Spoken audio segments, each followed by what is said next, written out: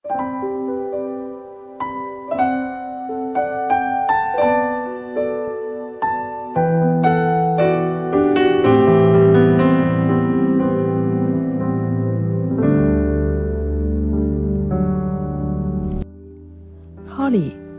一個愛主愛人、屬神嘅女兒。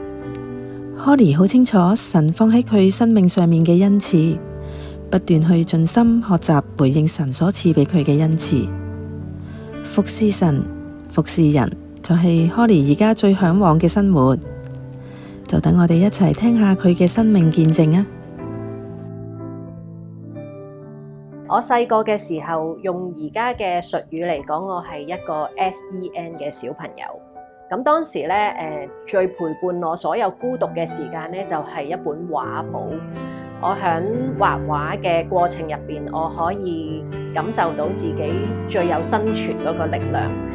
咁所以咧，喺我小學啦、中學啦，去到大專，其實我都係離唔開一個美術嘅學習。放下自己來到你左前，聖靈降下平靜我的心，在你愛裏。咁喺因緣際會之下，我就遇到一個同事，佢好想學化妝，咁於是我就陪佢去學化妝，彷彿係重拾翻天父喺我生命入邊要安置嘅藝術使命。當中咧，我涉及咗好多唔同種類嘅化妝工作，但係咧最中意嘅都係新娘化妝。我好感恩喺新娘化妝嘅工作入邊，神俾我學到好多生命嘅功課。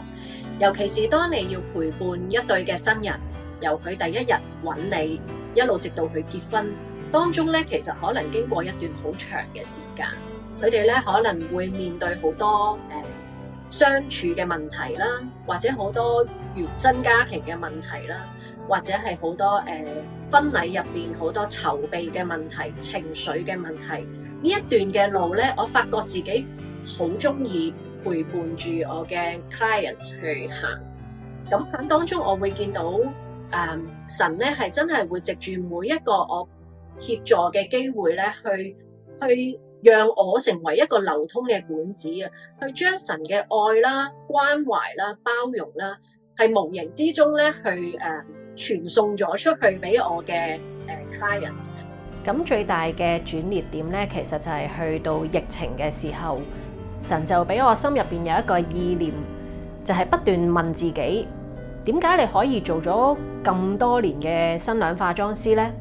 我反覆又反覆咁樣去祈禱啦，去尋問啦。我同神講，我仲有冇其他工具可以使用啊？咁神咧就同我講，我賜俾你咧係有呢個藝術嘅恩賜，係一種力量嚟嘅。